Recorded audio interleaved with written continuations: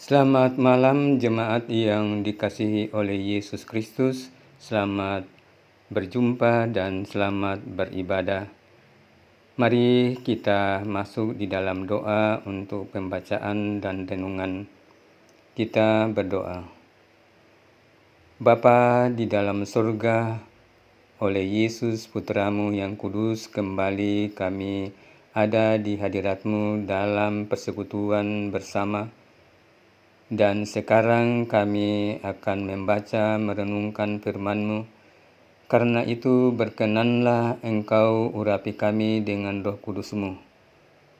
Sudilah layakkan kami menyambut firman-Mu oleh Roh Kudus-Mu. Di dalam nama Yesus kami berdoa dan mengucap syukur. Amin. Bacaan kita pada malam hari ini itu yang terambil dari Kitab Yosua pasal yang ke-14 dari ayat yang ke-6 sampai dengan ayat yang ke-15 yang berbunyi demikian. Bani Yehuda datang menghadap Yosua di Gilgal. Pada waktu itu berkatalah Kaleb bin Yefune orang Kenas itu kepadanya, "Engkau tahu firman yang diucapkan Tuhan kepada Musa, abdi Allah itu tentang aku dan tentang engkau di Kadesi Barnea. Aku berumur 40 tahun ketika aku disuruh Musa hamba Tuhan itu dari Kadesi Barnea untuk mengintai negeri ini. Dan aku pulang membawa kabar kepadanya yang sejujur-jujurnya. Sedang saudara-saudaraku yang bersama-sama pergi ke sana dengan aku, membuat tawar hati bangsa itu. Aku tetap mengikuti Tuhan Allahku dengan sepenuh hati." Pada waktu itu Musa bersumpah katanya, "Sesungguhnya tanah yang diinjak oleh kakimu itu akan menjadi milik pusakamu dan anak-anakmu sampai selama-lamanya, sebab engkau tetap mengikuti Tuhan Allahku dengan sepenuh hati. Jadi sekarang sesungguhnya Tuhan telah memelihara hidupku seperti yang dijanjikannya. Kini sudah 45 tahun lamanya sejak diucapkan Tuhan firman itu kepada Musa, dan selama itu orang Israel mengembara di padang gurun. Jadi sekarang telah berumur 85 tahun aku hari ini. Pada waktu ini aku masih sama kuat seperti pada waktu aku disuruh Musa. Seperti kekuatanku pada waktu itu, demikianlah kekuatanku sekarang untuk berperang dan untuk keluar masuk. Oleh sebab itu, berikanlah kepadaku pegunungan yang dijanjikan Tuhan pada waktu itu. Sebab engkau sendiri mendengar pada waktu itu bahwa di sana ada orang enak dengan kota-kota yang besar dan berkubu. Mungkin Tuhan menyertai aku, sehingga aku menghalau mereka seperti yang difirmankan Tuhan." Lalu Yosua memberkati Kaleb bin Yefune dan berikannya kepadanya Hebron kepadanya menjadi milik pusakanya.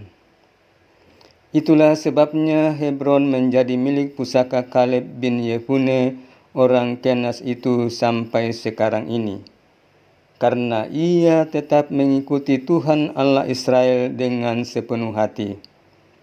Nama Hebron dahulu ialah Kiryat Arba.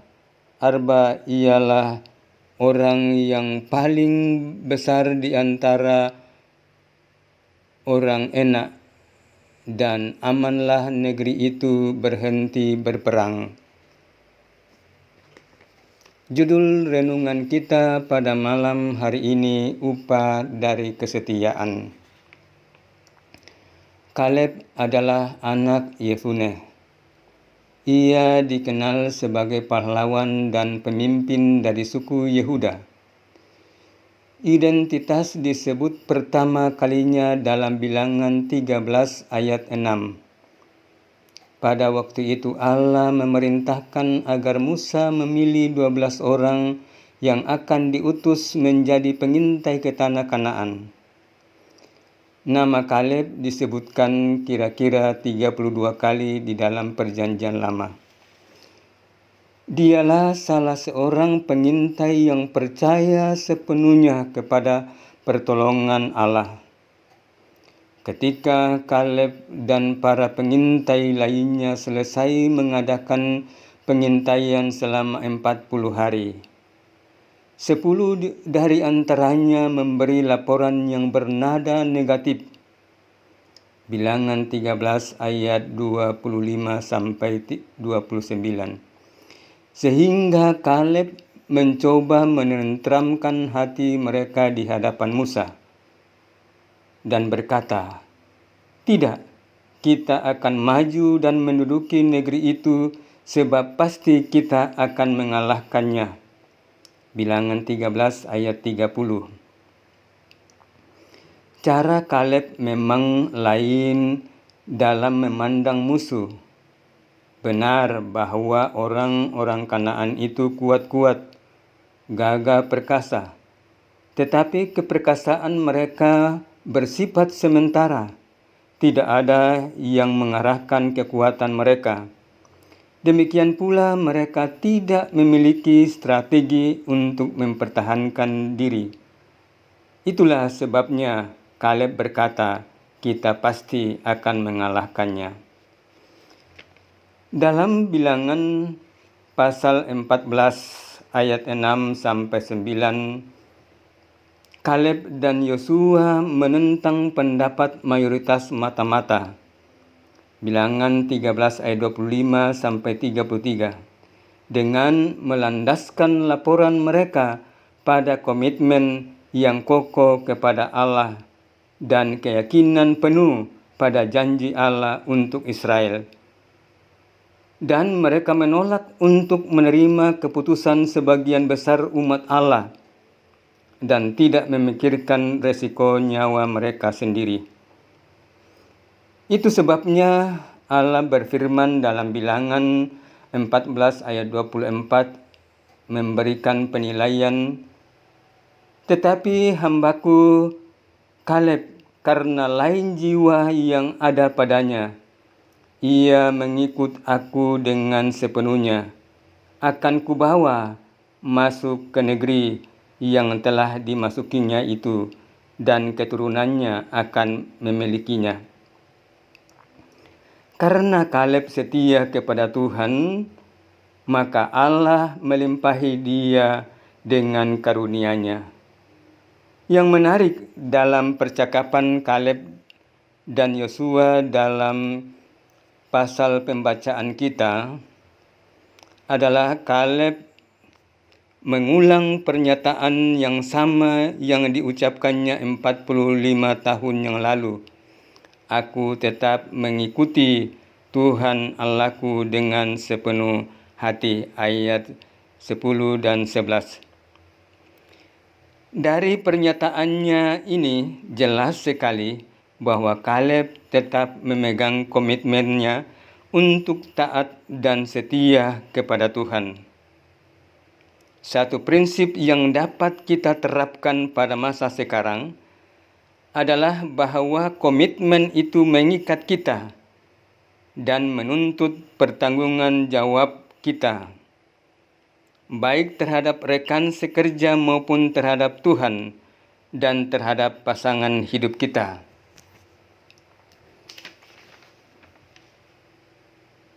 Bacaan kita mengungkapkan bahwa Kaleb datang kepada Yosua dengan kerendahan hati, mengklaim janji Tuhan kepada Musa mengenai dia dan Yosua di Kadesi Barnea.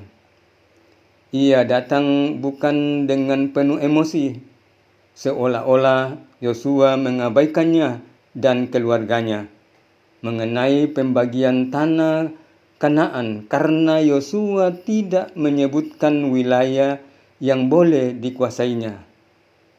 Kaleb mengemukakannya secara sopan kepada Yosua. Ia memperlihatkan sikap dewasa sebagai seorang bapak teladan, sebagai tokoh panutan, sebagai figur yang diharapkan. Sikap dewasa ini penting karena akan menolong kita pada waktu kita hendak mengungkapkan pikiran atau perasaan kita secara wajar di dalam pertemuan-pertemuan, sehingga tidak ngotot atau ngomel. Ayat 13 dikatakan Yosua memberkati Kaleb dan memberikan Hebron kepadanya menjadi milik pusakanya. Memang orang yang setia dalam hidup ini pasti akan diberkati oleh Tuhan. Dan karena itu jemaat, marilah hidup di dalam kesetiaan dan tetap komitmen untuk selalu taat kepada Dia, sehingga hidup kita adalah hidup yang diberkati. Yang itu berarti karena setia, maka akan menerima upah. Karena itu, andalkanlah Tuhan selalu di dalam kehidupan ini. Terlebih lagi dalam menyikapi pandemi COVID-19.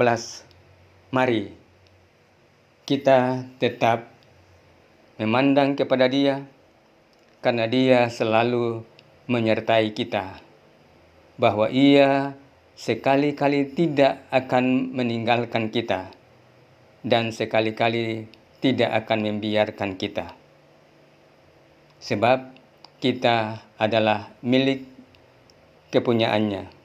Tuhan memberkati. Amin. Mari kita satu di dalam doa.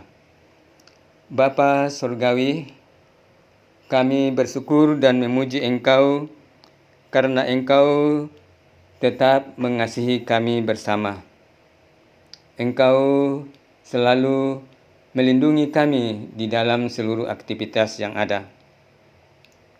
Dan karena itu, terpujilah nama-Mu dari kekal sampai kekal.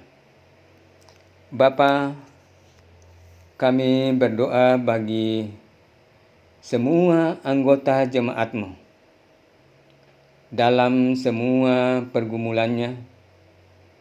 Engkau melihat dan mendapati dari kekudusan-Mu bahwa banyak di antara jemaat-Mu yang kehilangan pekerjaan karena dampak dari pandemi COVID-19 ini. Dan karena itu ya Tuhan, kami mohon Engkau jua yang menolong mereka dalam kehidupan ini dengan kekuatan kuasa-Mu. Berkenanlah Engkau menghentikan pandemi COVID-19 ini, sehingga jemaat-Mu boleh ada dalam kesukaan kembali di hadapan-Mu. Bapa yang baik, kami juga berdoa bagi jemaat-jemaat bahkan masyarakat yang terpapar karena pandemi COVID-19 ini, bahkan yang saat ini sedang dalam pemulihan, yang terisolasi. Mari ya Tuhan, Engkau juga yang menolong menjamah mereka, memberikan kesembuhan kepada mereka. Bahkan mereka-mereka yang ditinggalkan oleh kekasih-kekasih mereka, mari Engkau kiranya menghibur dan menguatkan mereka. Bagi jemaat-jemaat-Mu yang mengalami kecelakaan, Engkau juga yang menyembuhkan mereka. Bapa, Begitupun juga bagi jemaat-jemaat yang sakit, Engkau juga yang menyembuhkannya. Bapa Surgawi, juga ya Tuhan, untuk pemerintah kami, Engkau memberkati sehingga sungguh-sungguh oleh kebijaksanaan daripadamu,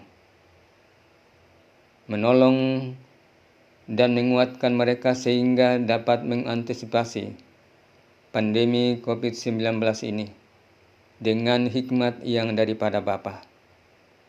Begitu juga ya Tuhan, ke dalam tangan-Mu kami pertaruhkan TNI Polri yang menjaga kesatuan negara Republik Indonesia ini. Engkau juga yang kawali mereka siang dan malam. Terpujilah Engkau. Oleh Yesus Kristus kami berdoa. Amin. Amin. Amin.